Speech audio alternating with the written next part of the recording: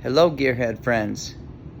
I've been back from the Colorado Alpine Loop ride for just a couple of days, and I thought I would talk to you a little bit about how the KTM 390 did on a pretty hard off-road route. And so without yammering on too much, I'm going to go over a little bit about my bike. If you haven't watched my channel before and you haven't followed the mods that I do on this motorcycle, I'm just going to run over them really quick. I would also like to say that if you're going to do routes like this, to adjust your dreams accordingly.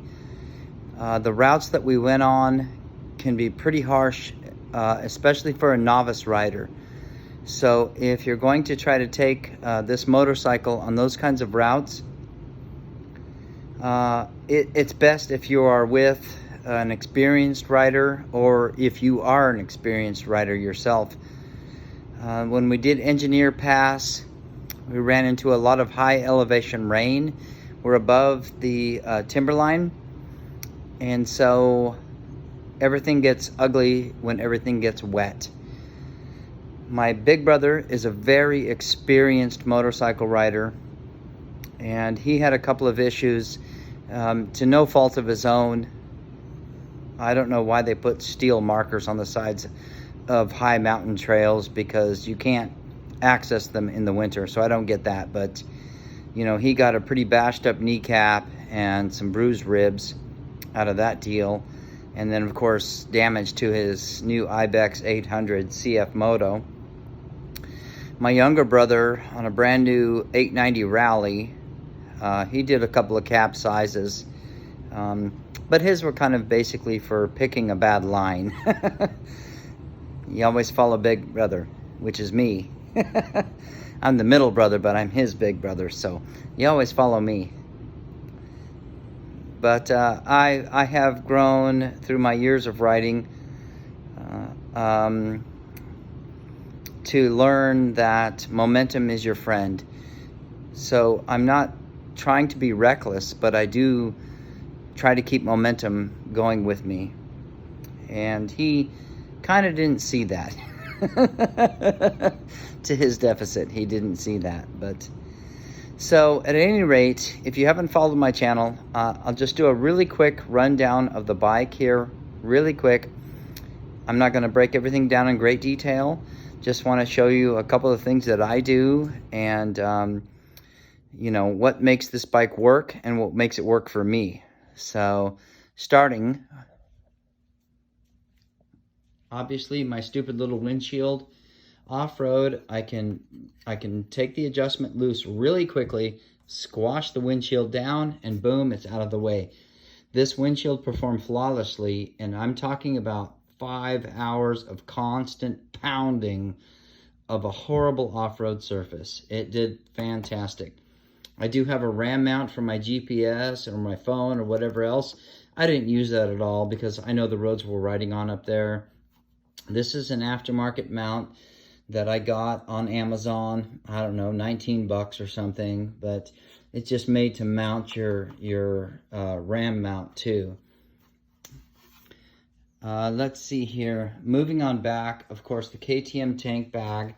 That's a factory KTM tank bag. I think it was like $180 here. It's got a really neat platform that it mounts to. You just unzip it off if you're going to go in someplace and you want to take the bag with you.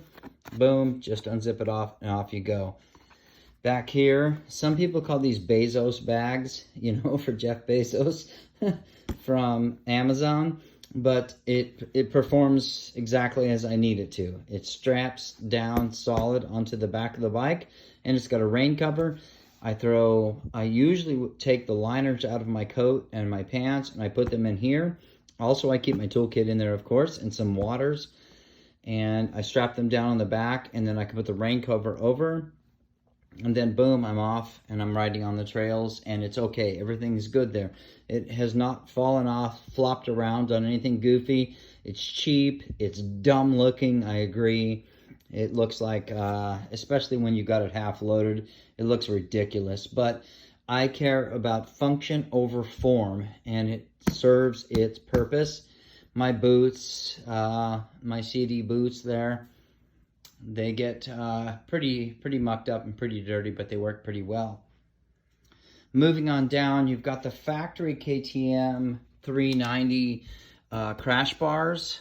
I didn't need to use those this time because, ironically, I didn't crash. 4 days, 4 passes. I did not crash. I did not flop over. I didn't do anything. Why? Because the bike is super light. Yay! I did also put the KTM skid plate on, and this is the part I want to talk to you about a little bit. It really impressed me a lot. We were going over a lot of hard rock, boulders, slate, just some nasty rock surfaces, and that skid plate never hit once. Now, you could attribute that to my ability to pick good lines, but you could also attribute it to the geometry of the motorcycle, because if you look at the wheelbase is actually really short. And the shorter the wheelbase, the less clearance you actually need. The longer the wheelbase, the more clearance you need.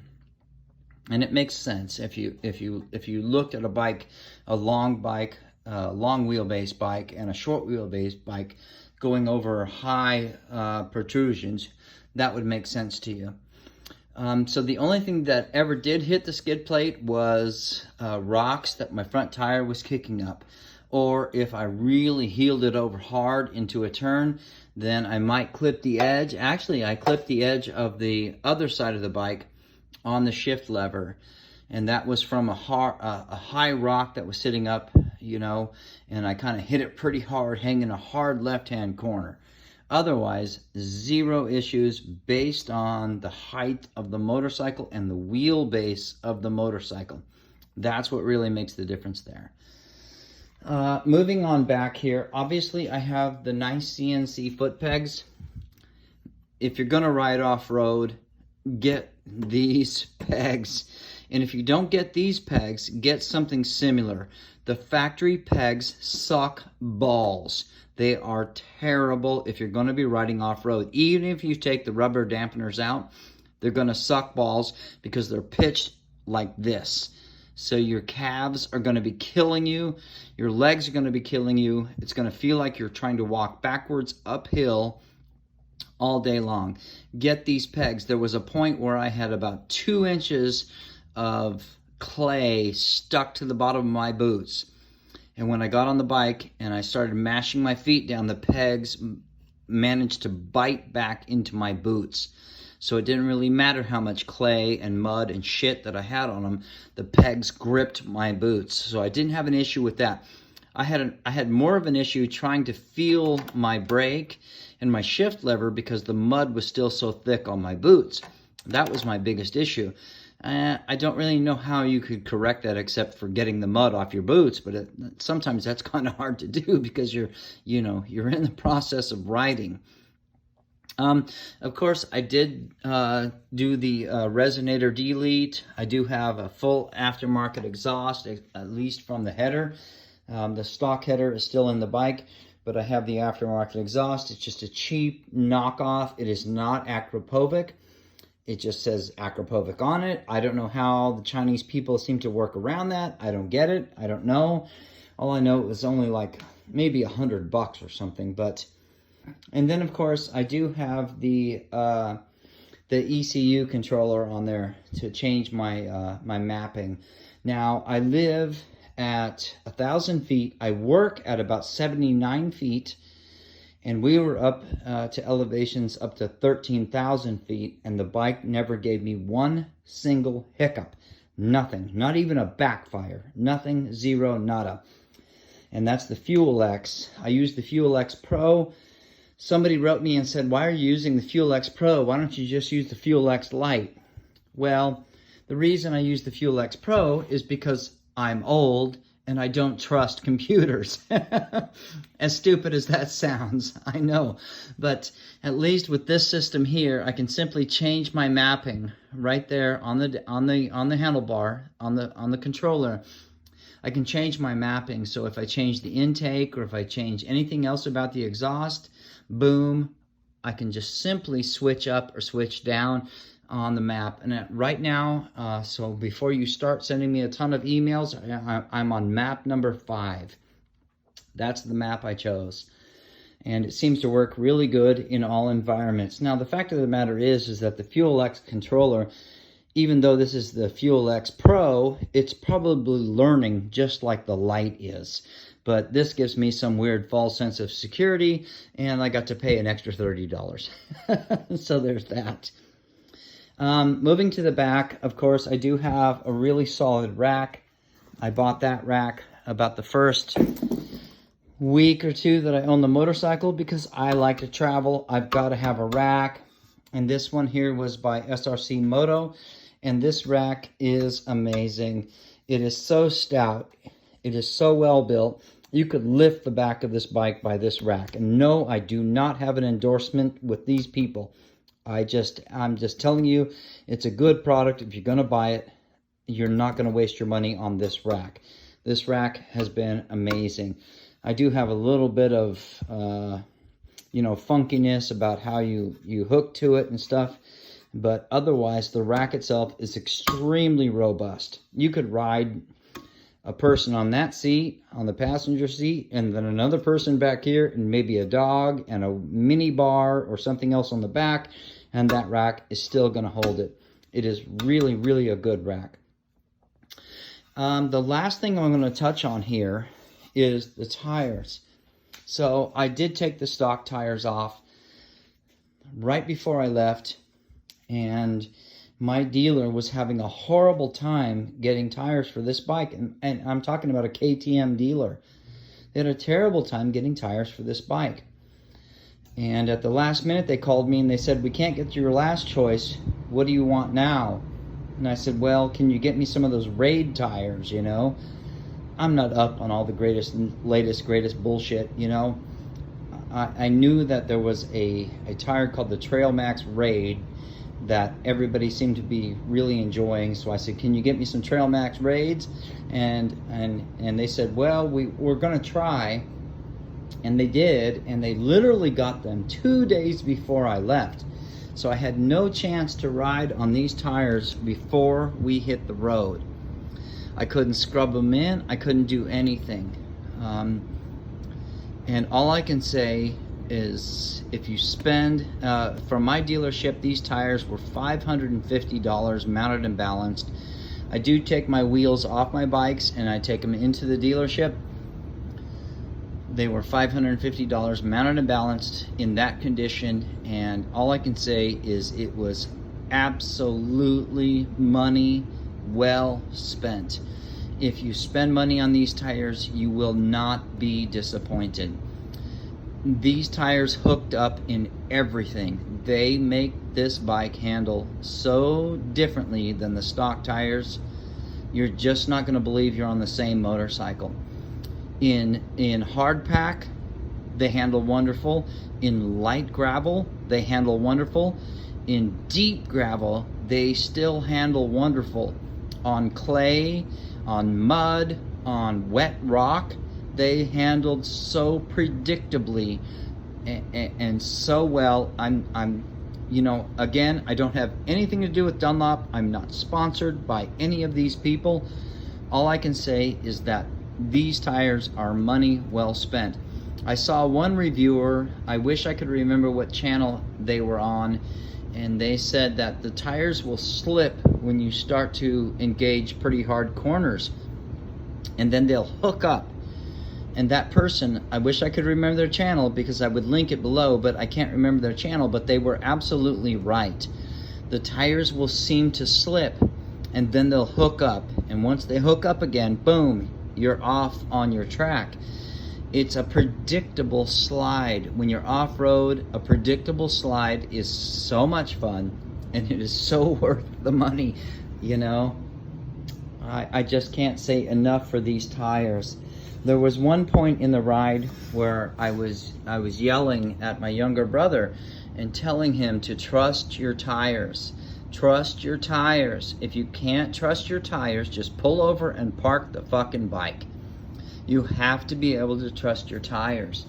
And these tires, for me, they were 100% trustworthy. It didn't seem to matter what conditions I was putting them through. They hooked right up every single time. I just can't tell you how much that means to to an off-roader. When you are way up in the middle of the mountains, there is no rescue, there is no escape, there is no easy way out. If your tires are great, they're going to give you the confidence to get in and out of whatever horrible situation you've gotten yourself into. And these tires did that every single time. Now, also, my big brother did have this exact same set put on his bike, like literally brand new, just like me, on that CF Moto Ibex 800, and they did the exact same for him. They were 100% confidence-inspiring tires. So I cannot recommend them enough. Again, I am not endorsed by these people. I'm not endorsed by any of these people. This is money well spent. Oh, damn it. I guess I should stop smacking on that back tire. KTM tank bag. Hey, look, it didn't break. It's good. It's good. So that's about all for the post Alpine loop ride. To those of you that have signed on to my channel and are subscribed to my channel, I do really greatly appreciate it. I really do. But I would also like to offer a word of caution. If you do rides like that, please adjust your dreams accordingly.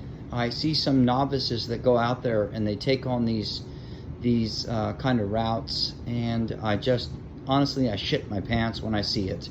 Please don't do that kind of stupid stuff to get views on a channel. It's not worth it. It's really not worth it. You can really get yourself in big trouble. Remember, when you're up there and you're riding along a cliffside, you're playing for keeps. You are playing for keeps.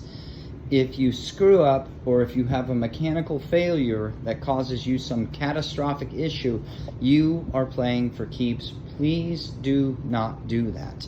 Black Bear Pass, Poughkeepsie, Cinnamon's pretty mild, Engineer Pass, kind of ugly. So just please be reasonable. Don't be a dipshit when you're doing that kind of stuff. And I would like to say at the very end, out of all three of us, I was wagered to be the first one to crash, and I did not crash a single time the entire trip.